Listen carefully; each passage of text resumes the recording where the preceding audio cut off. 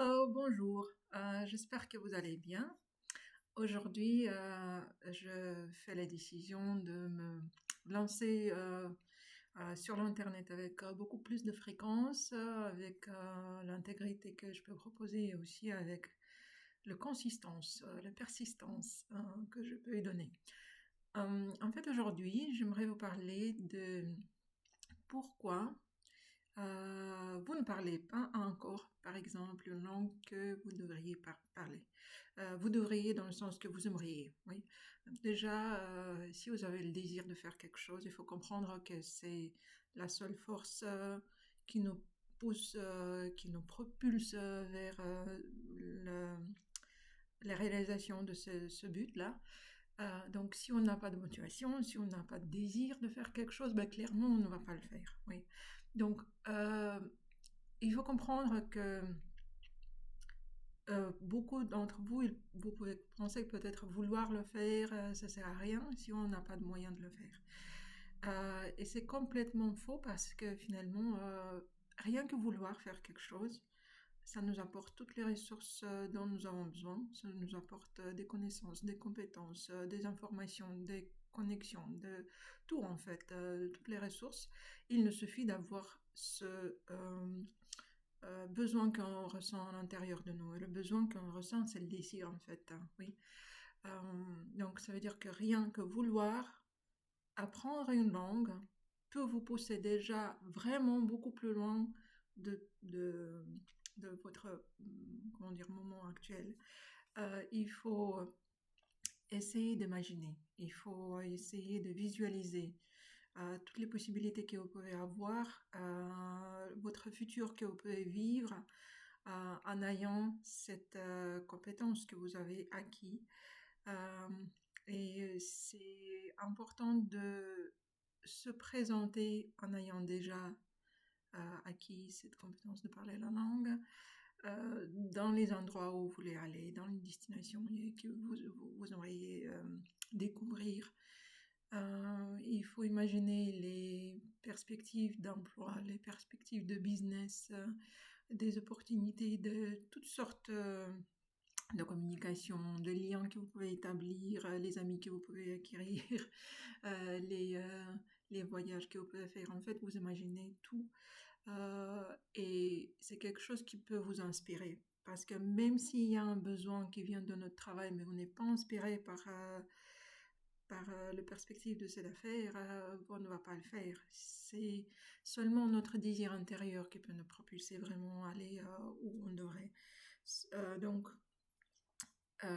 prenez vraiment du temps pour réfléchir bien et pour absorber ce désir, au contraire le cultiver à l'intérieur de vous, parce qu'après vous avez une sorte d'urgence.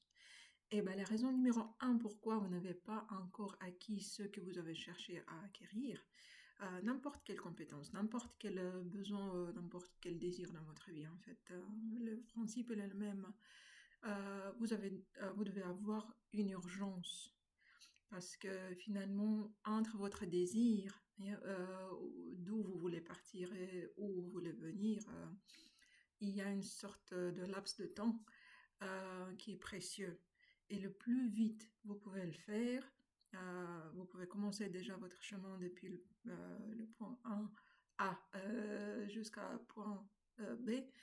C'est en fait là où se cache cette énergie que vous avez pour accomplir le but, accomplir la tâche que vous cherchez. En fait, l'urgence, c'est quelque chose qui peut être créé que par vous-même. L'urgence ne vient pas de l'extérieur. Souvent, on se dit, on va faire les choses quand il faudra bien les faire, dans le sens que, voilà, il y aura quelque chose qui tombe dessus tout à coup. Et finalement, bah, est-ce qu'il y a vraiment un bon moment pour faire quelque chose avant que vous décidiez que c'est un bon moment, avant que vous mettez en tête pour vous-même cette urgence d'atteindre le but? Il n'y aura pas un moment où il n'y aura pas une autre possibilité parce que quand la possibilité tombe, quand le nouveau emploi, la possibilité de prendre un nouveau défi professionnel avec déjà la connaissance de la langue, ben vous ne pourrez pas forcément le prendre tout de suite parce qu'il faut parler déjà. Donc, cette urgence que vous devez avoir, elle doit être créée en vous maintenant, quand vous avez ce désir-là. Et dès que vous vous dites à vous-même que maintenant j'ai le temps d'atteindre ce but-là, parce que c'est vraiment le temps qui est précieux, et le temps, il faut savoir que le temps maintenant, il est beaucoup plus précieux, beaucoup plus cher hein, que l'argent, parce que l'argent, c'est quelque chose que vous pouvez prendre ailleurs, vous pouvez trouver, vous pouvez voilà, demander des amis, le banque, bon, il ne faut pas compter sur le banque, les amis plutôt, ou la famille, bah, vous pouvez toujours trouver les ressources matérielles, les ressources financières pour atteindre votre but, tandis que le temps, si vous ne l'avez pas, vous ne l'avez pas. Et vous n'avez pas à prendre ailleurs, vous n'avez pas à chercher de gagner ce que vous avez perdu. Donc le temps à votre disposition, c'est la seule ressource vraiment précieuse que vous avez encore pour atteindre votre but.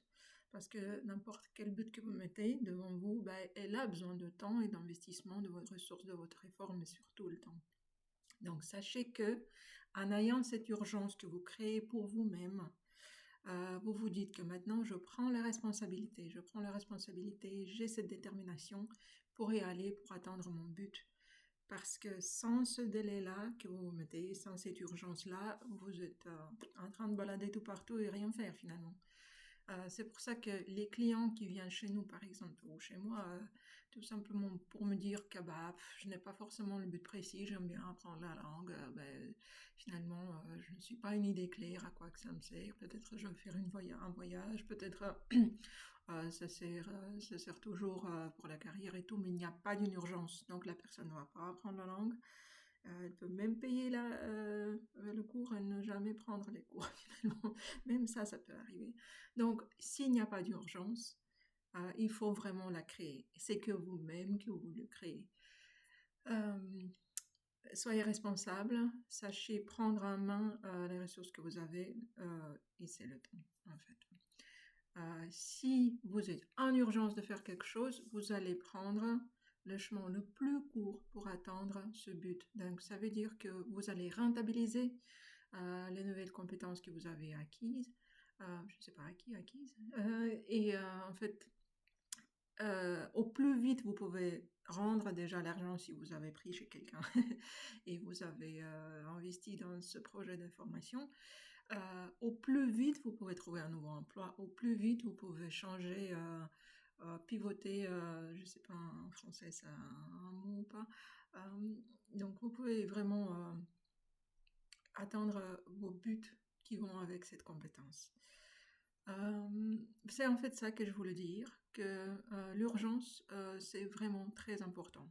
Et si vous venez maintenant aujourd'hui vers moi en disant que j'ai une urgence d'apprendre l'anglais, je n'ai pas des années et je serais vraiment très contente parce que là, je peux complètement débloquer toutes mes compétences. J'ai acquis maintenant pas mal de connaissances en apprentissage, en enseignement de langue. Je l'ai fait pendant 30 ans maintenant. Ça fait 30 ans parce que j'ai commencé très tôt. J'avais 17 ans quand j'ai commencé. Et ben, finalement, je peux vous dire que euh, je ne veux pas travailler, je ne veux plus travailler avec quelqu'un qui me dit bah je veux une fois par semaine. Je veux une fois par semaine parce que bah voilà, je pense que je n'ai pas d'autre temps à mon disposition. Ben, vous n'avez pas le temps, vous n'avez pas le résultat, mes chers. Donc, si vous êtes vraiment intéressé de propulser votre situation actuelle à des nouvelles limites, à des nouveaux niveaux, c'est ça qui m'intéresse. Ça m'intéresse de vous donner plus de résultats, ça m'intéresse de vous donner toutes compétences, toute mon connaissance, toutes mes connaissances, euh, pour que vous soyez à l'aise déjà d'ici un mois, vous voyez. Donc, si vous êtes en train de travailler sur un projet ou juste vous avez des horaires normaux pour le travail, je peux quand même pendant un mois vous charger avec tout ce qu'il faut pour vraiment progresser sur une langue. Ben, moi je parle d'anglais, donc j'enseigne l'anglais. Donc pour moi c'est vraiment le moyen le plus sûr de vous faire progresser et surtout rendre ces résultats visibles à vous-même parce que quand vous mettez une, deux fois par semaine et vous vous dites que bah, je n'ai pas de résultat, finalement, c'est clair qu'il n'y aura pas de résultat parce que finalement, il n'y a pas d'urgence déjà, il n'y a pas de motivation tellement pour aller de l'avant. Et votre propre responsabilité pour prendre les résultats, elle est minime, hein, minimale. Parce que dès que vous avez l'urgence, vous allez vraiment employer votre temps comme il faut. Vous n'allez pas étaler des différentes tâches ou juste prendre le temps pour faire autre chose. Non, vous vous focalisez sur le but parce que pendant un mois ou je ne sais pas 6 mois, vous êtes focalisé sur ce but précisément. Et c'est ça qui change les choses. Euh, je pense que dans l'enseignement de langue, on est beaucoup vraiment limité par ce schéma de paiement à l'heure. Ça va pas. Ça va pas parce que moi, comme enseignante, je suis limitée. Je suis limitée par cette 1 heure de vous donner autant. Et bien sûr que je peux vous donner seulement autant que vous pouvez prendre. Il y a besoin, personne ne nie, il y a vraiment le besoin d'assimiler les connaissances que vous recevez de moi, de pratiquer les choses, mais vous n'avez pas toujours besoin de moi pour progresser sur la langue. Vous pouvez faire beaucoup de choses indépendamment. Vous pouvez donc être autonome dans tout ce qui concerne la grammaire, tout simplement automatisation des tâches, des paroles, d'utilisation de certaines choses. Mais moi, je pars du principe que je dois pouvoir vous donner tout ce que je connais et vous allez avec votre propre rythme, ça c'est clair. Et quelqu'un qui a beaucoup plus de facilité d'aller avec les langues, par exemple, juste parce que voilà, vous les aimez. Et aimer les choses, aimer faire les choses, c'est clairement, ça change par rapport à quand on n'aime pas. Moi, par exemple, je n'ai jamais aimé mathématiques. J'étais toujours assez réticent par rapport à tout ce qui est, tous ces sciences exactes, mathématiques, algèbre, géomètre, chimie, physique, en fait, tout ce qui concerne des chiffres. Je n'aime pas les chiffres, j'aime les lettres. Euh, mais par contre, une fois quand j'ai besoin de comprendre les chiffres, je pense que j'aurai tous les moyens pour le faire. Parce que rien que pour se dire que maintenant, il faut que je l'aime ça, il faut que j'apprécie la compréhension de ces choses-là, c'est là, c'est dans la tête. Donc en fait, il faut commencer par se dire que j'aime bien apprendre la langue. Si vous avez besoin d'apprendre la langue, il faut se dire j'aime bien apprendre la langue parce que ça me donne déjà autant de liberté, autant de pouvoir, autant de moyens pour changer ma vie actuelle. Donc, et au-delà, voilà, de là, on peut déjà aller beaucoup plus vite. Vous allez comprendre les structures, vous allez les utiliser, vous n'avez pas forcément besoin de moi chaque fois quand vous êtes en interaction avec le matériel. Il y a beaucoup de choses que vous pouvez faire sans moi, mais vous avez besoin de mon assistance et de mon soutien quand il s'agit de correction de vos erreurs, de l'écoute de votre parole, de l'expression orale, de contrôle de ce qui se passe concernant la compréhension de l'écoute à l'oreille donc. Euh, et là, c'est vrai que aussi l'explication de la grammaire, bien sûr. Mais en ayant accès libre à tout ce que je peux vous donner, vous progressez très rapidement. Si je vous donne mon histoire, comment j'ai commencé à apprendre l'anglais, je l'ai commencé en Russie. Et en fait, c'est ça, oui, j'avais 16 ans, j'ai dû finalement finir l'école comme tous. Et on a dû passer les examens pour entrer dans l'université dans laquelle on aimerait étudier à l'époque. À l'époque, chez moi, c'était encore gratuit. Et mes parents, ils ont pris la décision de tout simplement trouver une enseignante qui était en fait l'enseignante, le professeur de l'université linguistique où je devais entrer. Donc finalement, c'était un niveau assez exceptionnel par rapport à des compétences de cette enseignante. Et je suis, à la fin de ma vie, je suis très reconnaissante pour tout ce qu'elle m'a donné. Parce que, oui, vraiment, c'est une personne clé dans ma vie. Et tout ce que je fais, c'est grâce à elle. Grâce à ces 6 mois que j'ai passés avec elle, elle était très chère, elle avait quand même le niveau. Et ma copine, ma meilleure copine, elle, apparemment ils n'ont pas pu prendre quelqu'un de si cher. ils ont opté pour quelqu'un qui était l'étudiante de même université dans laquelle elle devait entrer. Et ben, finalement, elle a loupé les examens. Elle a loupé les examens parce qu'il y avait 10 personnes sur place. C'est pas encore autant quand on parle ici de candidats hein, pour les emplois. Ici, on dit qu'il y a jusqu'à 900, il faut le savoir. Mais moi, j'ai pu passer les examens et j'ai pu déjà, comment dire, dans l'université améliorer mon anglais, mais c'est vraiment quelque chose qui était déjà vraiment pour l'amélioration, pour amélioration de la phonétique, de la prononciation, du vocabulaire. Évidemment, je ne parle pas l'anglais maintenant quand je suis entrée à l'université, mais quand même, j'ai eu le niveau suffisant, donc sorte intermédiaire ou upper intermediate, déjà depuis zéro, hein, pour vraiment pouvoir parler l'anglais. Et ce que je veux dire, que l'expertise de l'enseignant, de professeur, a une importance. Et je l'ai vu sur ma propre exemple. Donc maintenant, il ne faut pas avoir peur de quelqu'un qui coûte cher, je peux vous dire, parce que ça vient avec l'expérience, ça vient avec les compétences. Les résultats, ou bien, comment dire, le schéma, on va y aller cool, une fois par semaine, 2 fois par semaine, mais qui ne peut pas le faire en fait. Il y a les enseignants qui sont juste comme maintenant les étudiants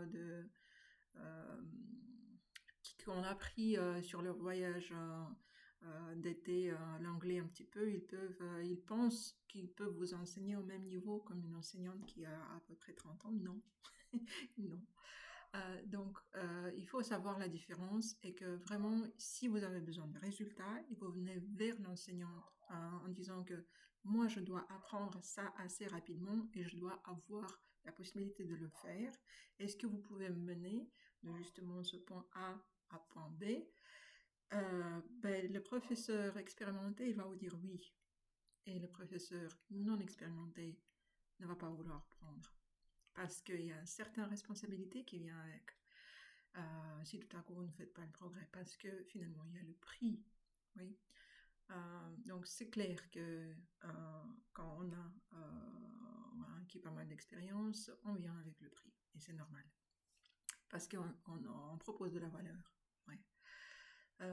Si il ne s'agit pas de forcément mes cours ou mes propositions, mais si vous voulez tout simplement atteindre un but ou comme apprendre l'anglais ou l'allemand ou le français, tout le monde sait que, il y a quand même un mythe aussi, qu'on y croit, qu'il faut vraiment partir à l'étranger pour apprendre la langue. Je suis partie hein, en Russie quand j'avais mes 6 mois. J'ai eu vraiment un horaire très intense. J'ai dû finir l'école, passer mes examens de l'école, entrer les examens, non pas seulement linguistiques, hein, pour l'université linguistique. Donc, ça veut dire que j'ai été vraiment bien occupée, quoi, à ce moment-là. Et j'aurais pu prendre encore plus de cours avec mon enseignante très chère, mais elle était très chère. Donc, je pouvais juste permettre 2 fois par semaine. Mais ce que je veux dire, que les personnes qui partaient à l'étranger, bien sûr qu'ils ont profité de toute la possibilité d'apprendre la langue beaucoup plus vite et beaucoup plus efficacement peut-être, mais parce qu'il avait cette pression de communication au quotidien, ou spécialement par exemple les études. Hein, oui. Maintenant, quand on regarde les gens qui sont ici en Suisse, les Portugais, les Italiens, les Espagnols, n'importe, et qui ne veulent pas parler la langue de la Suisse, c'est parce que déjà ils essaient d'éviter la pression qui est mise sur parce que c'est pas forcément quelque chose vous voyez, inévitable, dans le sens que si vous allez faire quelques achats ou juste descendre dans le magasin à côté pour parler, comprendre qu'est-ce qu'il vous faut acheter, qu'est-ce qu'il faut prendre maintenant, même quand tout est en ligne, il y a encore moins d'interaction de tout. Finalement, c'est la pression qui n'est pas suffisante pour vous d'apprendre une langue. La pression, il doit être assez importante pour vous. Justement, c'est quelque chose qui vous inspire plutôt qu'il met la pression, oui. Donc, si vous avez à faire des études à l'université sur la langue, ça va vous motiver, ça va vous inspirer. Et si c'est juste votre présence dans l'entourage d'un nouveau pays et vous pouvez faire beaucoup de choses sans vraiment apprendre la langue, donc vous allez le faire aussi parce qu'il n'y a pas trop de pression, il n'y a pas trop de motivation. Donc voilà, c'est pour ça que je dis que c'est important de se créer cette pression, de se créer cette urgence en imaginant qu'est-ce que vous pouvez faire. Quand je suis venue ici en Suisse, vous pensez quoi? Donc, j'avais décidé que j'aimerais aller faire mes études à l'université de Neuchâtel. C'était pour le business international. Ah ben, le programme était bilingue. Pour moi, c'était parfait parce que j'aurais pu choisir quelque chose qui était peut-être, je sais pas, Saint-Gall, Zurich, Bâle, qui était complètement anglophone. Mais ça m'intéressait pas parce que je me suis dit, bah non, je veux vraiment apprendre la deuxième langue avec. Et ma deuxième langue à l'université linguistique, c'était allemand. Donc je me suis dit, bah moi je vais quand même essayer de prendre le français, encore que j'ai toujours aimé, bien sûr. Donc, si je ne pousse pas vraiment d'aller vers quelque chose de difficile, ben, je vais rester où je suis. Hein. C'est facile. On doit aimer ce défi, on doit aimer se pousser pour aller de l'avant, pour atteindre le but. Donc, qu'est-ce que je disais en fait avec tout ça? Oui, mon histoire d'apprentissage d'anglais. Donc, j'ai pleuré après mon premier cours.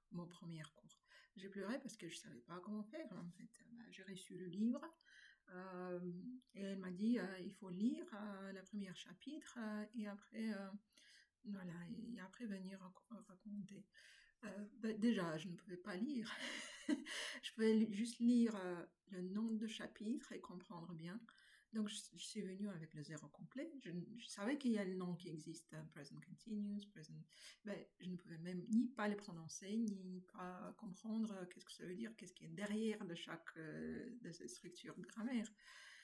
Et voilà, j'ai compris que finalement, ben, il n'y a pas de chemin de secours. Il faut que je puisse faire ce qu'elle me demande de faire. Euh, Ça veut dire que je prenais vraiment des heures à la maison pour déjà traduire tous ces mots qui sont sur la page. Je devais tout simplement comprendre de quoi il s'agit. Et quand la deuxième fois je suis venue, elle m'a dit ah mais maintenant vous racontez. Et je dis ah maintenant je dois raconter encore. Donc moi je pensais que le truc était pour lire et comprendre. Et non, je dois raconter. Et en fait, bah, j'ai dû faire quoi? Raconter avec mes propres mots, je ne pouvais pas parce que j'ai été très consciente que bah, je vais faire beaucoup d'erreurs, en fait, de fautes. Elle va me corriger tout le temps et en fait, pourquoi je dois le faire quand je peux vraiment prendre des phrases déjà complètes.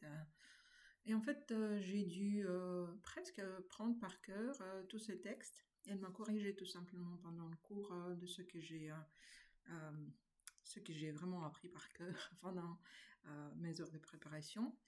Et ben oui, c'est vrai que chaque deuxième page était beaucoup plus facile à apprendre, beaucoup plus facile à comprendre. Les mots se répétaient tout le temps. L'histoire m'aidait de vraiment immerser, avoir cette expérience immersive dans les événements qui sont liés l'un avec l'autre. Et ben, vers la fin de mes 6 mois, avant mes examens d'entrée à l'université, j'ai pu tout simplement lire une vingtaine de pages pendant mon trajet en bus chez elle. Et ben, je pouvais raconter tout ça en utilisant toutes les structures nécessaires qu'elle m'a poussé à utiliser. Euh, et là, c'était facile, c'est devenu très facile, c'est la compétence que j'ai acquise grâce à ma persévérance, oui, mais aussi grâce à cette approche de focalisation sur le but et de cette urgence, parce que finalement, ma copine, elle a dû d'ailleurs attendre une année. Ça veut dire qu'elle n'a pas pu entrer à l'université la même année parce qu'elle a loupé les examens et elle a dû entrer une année plus tard, si je ne me trompe pas. Mais en fait, voilà, ça nous fait perdre du temps, le ressource le plus important pour nous, voyez. Si on n'investit pas vraiment les choses dans le but actuel, où je dis, oui, dans tout ce qu'il faut faire maintenant. Voilà, c'est ce que je voulais vous partager aujourd'hui. Si vous avez des questions, ils sont les bienvenus. Euh, Est-ce que je peux vous donner encore quelque chose d'utile? Mais en fait, voilà, si je devrais finir par quelque chose, j'aimerais vous dire qu'il faut faire les choses rapidement, il faut apprendre, il faut s'investir en soi, parce que finalement, la compétence que vous recevez à la fin, c'est la vôtre. Et les ressources matérielles qu'on peut acquérir pendant un certain temps, finalement, c'est un de nos, comment dire, c'est une de nos ressources, mais qui n'est pas forcément très stable parce que n'importe quoi qui peut se passer dans le monde, on peut le perdre. Tandis que la personne qui peut générer de l'argent, qui peut générer d'avoir euh, des différents canaux de revenus, c'est en fait quelque chose qui appartient à nous et soit on l'a, soit on l'a pas. Bien sûr, c'est beaucoup plus facile de toujours se remettre debout avec des ressources, mais finalement, on doit pouvoir le faire sans des ressources complètement. Rien qu'avec nos ressources intérieures. C'est pour ça que s'investir en soi-même, c'est toujours la tâche la plus importante. Vous pouvez investir en bourse, vous pouvez investir dans tout ce qui est autour de vous pour recevoir le retour sur investissement sur les choses, mais rien ne va vous donner autant de résultats que l'investissement que vous faites en vous-même. C'est quelque chose qui peut vous sauver la vie finalement. Vous voyez, donc quand vous n'avez pas d'argent, mais vous avez des ressources en vous, vous avez des compétences, vous pouvez toujours en sortir. Je vous souhaite une très bonne journée et je vous remercie pour toute votre attention que vous avez portée à ma vidéo. Si vous avez des questions, je suis là pour répondre à vos questions et si vous avez besoin d'apprendre l'anglais, vous êtes le bienvenu, mais sachez que là, moi, je suis prête de le faire en intensif parce que c'est ça qui compte en fait. C'est vrai que ici, quand je suis venue de la Russie, où on fait au moins 2 fois par semaine 90 minutes chaque fois, là, ici en Suisse, 1 fois, 1 heure, en groupe, ah ben ça sert carrément à rien du tout, moi je vous rassure. Donc ça peut servir à une chose, à maintenir la compétence que vous avez déjà acquise. Donc c'est le maintien, c'est pas l'apprentissage. L'apprentissage, si vous commencez depuis le début, il faut y aller, quoi. Parce que le laps de temps que vous avez justement pour apprendre les débuts, mais il est plus important que le laps d'après, laps de temps de maintenir et développer plus tard. Parce que ces bases-là, ils sont fragiles. Et dès que vous faites vraiment une interruption, ici, après avoir acquis juste les bases, mais c'est facilement de les perdre.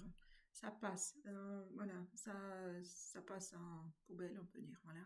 Si vous ne continuez pas tout de suite, donc c'est bien de le faire en intensif.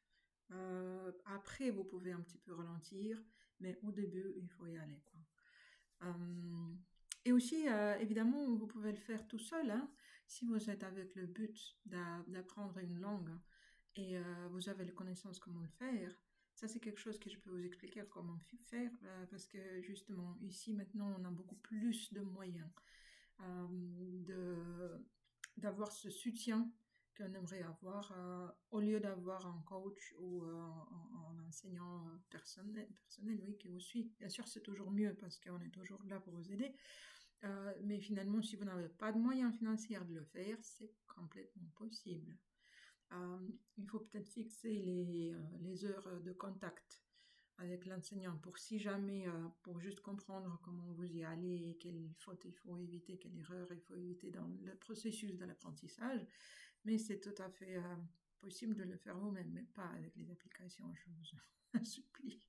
Les applications, c'est bien pour vous dire que vous faites au moins quelque chose.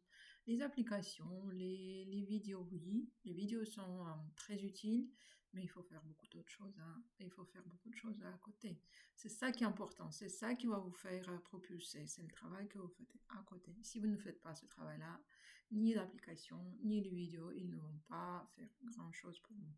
Et là, c'est votre propre responsabilité, votre propre détermination et votre propre urgence que vous créez pour vous-même d'aller où vous voulez aller et d'atteindre votre but. Voilà, courage, tout bon et bonne journée, à la prochaine. Merci.